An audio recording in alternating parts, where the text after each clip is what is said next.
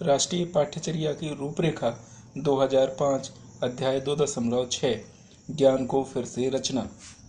हम स्कूली पाठ्यचर्या के माध्यम से समझ की क्षमताएं, व्यवहार और कौशल विकसित करना चाहते हैं। इनमें से कुछ गणित, इतिहास, प्रकृति, विज्ञान या दृश्य कलाओं से सहज ही विषयों के रूप में सूत्रित हो जाते हैं।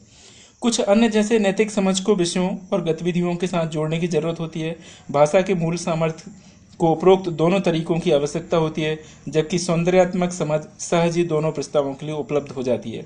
ज्ञान के इन सभी क्षेत्रों के लिए परियोजना कार्य, अंतर अनुशासनात्मक पाठ, निरीक्षण, पुस्तकालयों और प्रयोगशालाओं की आवश्यकता होती है। ज्ञान के इस दृष्टिकोण के मुताबिक हमें खत्म हो जाने वाले तथ्यों से हटकर उस प्रक्रिया को समझने की आवश्यकता है जिनके माध्यम से वे उभर कर आते हैं।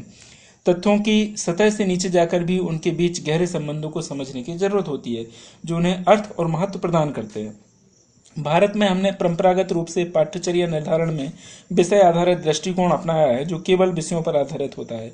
यह तरीका ज्ञान को पाठ्यपुस्तकों में एक पुलिंदे की तरह प्रस्तुत करता है जिसके साथ विषय क्षेत्रों की जुड़ी योग्यता के परीक्षण के लिए दी जाने वाली परीक्षाओं की विधि भी दी जाती है। इसके साथ ही उस विषय क्षेत्र में दक्षता को जांचने हेतु अंक भी दिए जाते हैं। इस कारण हमारी शिक्षा व्यवस्था में कई समस्याएं आ गई हैं। प्रथम, ज्ञान के जो स्वरूप पाठ्यपुस्तकों के अंतर्गत नहीं आते या जिनका मूल्यांकन अंकों के आधार पर नहीं हो सकता, उनको एक तरफ करके अतिरिक्त या पाठ्येतर करार दे दिया जाता है, जबकि उन्हें पाठ्यचर्या का समेकित अंग होना चाहिए। इनको जैसे तैसे निपटा दिया जाता है और बिरले ही शिक्षक उन विषयों के लिए स्कूल में तैयारी करते या ध्यान देते हैं। ज्ञान के अनुरूप जैसे शिल्प और खेलकूद, जो कौशल, सौंदर्य बोध, चतुराई, रचनात्मकता, समूह में काम करने की क्षमता आदि की दृष्टि से बेहद समृद्ध होते हैं, पर छूट जाते हैं। कामकाज संबंधी ज्ञान के महत्वपूर्ण क्षेत्र, उससे जुड़े व्यवहारिक कौशल भी पूरी तरह उपेक्षित रह जाते हैं और अभी भी ऐसे उपयुक्त पाठ्यचर्या सिद्धांत नहीं है जो इन क्षेत्रों में ज्ञान, कौशल और रुचि के विकास को प्रोत्साहित कर पाएं। दूसरे विषयों का आपस में कोई तालमेल नहीं होता, वे बिल्कुल अपरिवर्तनीय उपखंड बन जाते हैं। इसलिए ज्ञान भी समेकित और जुड़ा हुआ लगने की बजाय खंडित लगता है। बच्चे की दुनिया को देखने के दृष्टिकोण की बजाय ये विषय ही ज्ञान के आरंभ बिंदु बन जाते हैं और स्कूली ज्ञान और बाहरी ज्ञान के बीच एक सीमा रेखा खिंच जाती है।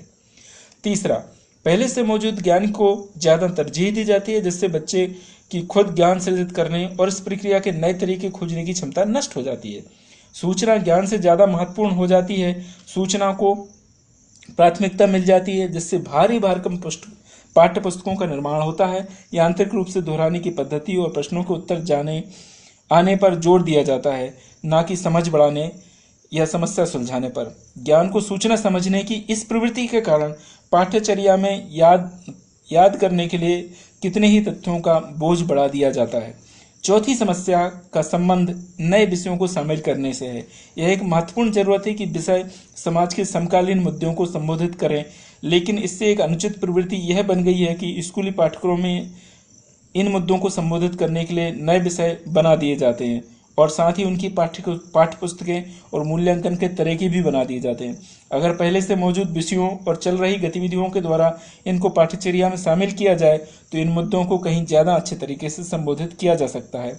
यह कहने की तो जरूरत ही नहीं कि नए मुद्दों को विषयों की तरह जोड़ने से पाठ्यचर्या का बोझ और भी बढ़ता है और ज्ञान के अवांछनीय विखंडन को बढ़ावा मिलता है।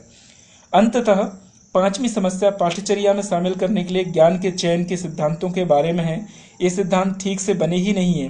विकासात्मक पहलुओं के दृष्टिकोण से उपयुक्तता पर, विभिन्न कक्षाओं में जुड़ाव और तार्किक क्रमिकता एवं गति, जिसमें पहले पढ़ी अवधारणाओं पर वापस जाने के मौके ना के बराबर हों, इन सभी पर किया गया सोच विचार अपर्याप्त है। ऐसी अवधारणाएं जो विषयों की सीमाओं को लांघती हैं, उदाहरणार्थ माध्यमिक स्कूल में गणित एवं भौतिकी की अवधारणाएं, उन्हें एक दूसरे से नहीं जोड़ा जाता।